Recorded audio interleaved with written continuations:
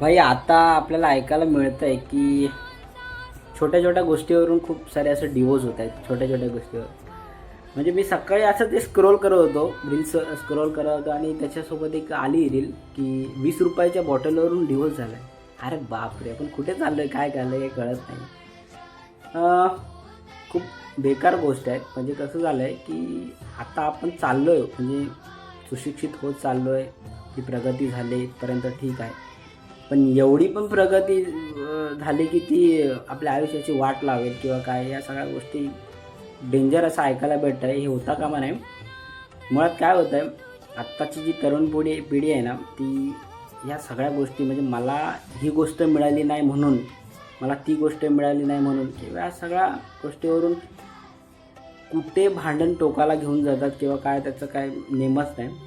मला एक तुम्हाला सांगायचं असं आहे की बघू शकता तुम्ही, म्हणजे तुम्हाला देखील माहिती, सगळ्यांना माहिती असेल की आपल्या मागची पिढी होती, म्हणता येईल, आता ती पिढी थोडीशी कमी होत आली. याचं कारण असं, सगळे म्हातारे होत गेले. जी म्हातारी माणसं आहेत किंवा काय, ते कसे वागत होते किंवा कसे ते लोक आपला संसार पुढे नेत होते.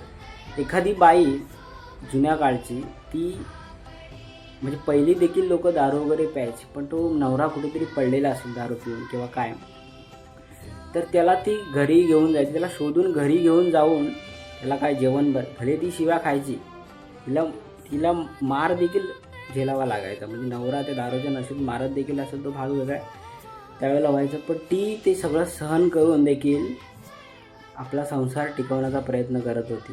या भावनिकदृष्ट्या आपला संसार पुढे नेण्याचा प्रयत्न करत होती. आपल्या संसाराचा गाडा हा पुढे चालत नेण्याचा प्रयत्न करत होती. एक तरुणांच्या पुढे किंवा आपल्या पिढीच्या समोर ती आदर्श ठेवण्याचा प्रयत्न करत होती. आणि हे सगळं करून ती आपला संसार टिकवत होती. पण आत्ताचं कसं होतं भाई, छोट्या छोट्या गोष्टीवर, म्हणजे आत्ता तुम्हाला बोललो की 20 रुपयाच्या बॉटलवरून जर डिवोर्स असेल का, तर काय भाई बोलणार, काय बोलू शकत नाही अजिबात.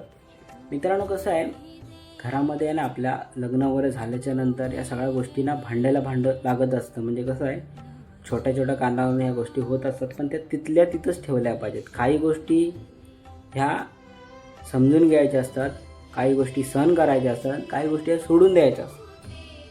तेव्हा संसाराचा गाडा पुढे जात असतो असं. तर मला मित्रांनो तुम्हाला एवढंच सांगायचं आहे की भांडण हा प्रकार होतोच, पण तो तेवढा तिथपर्यंतच ठेवा.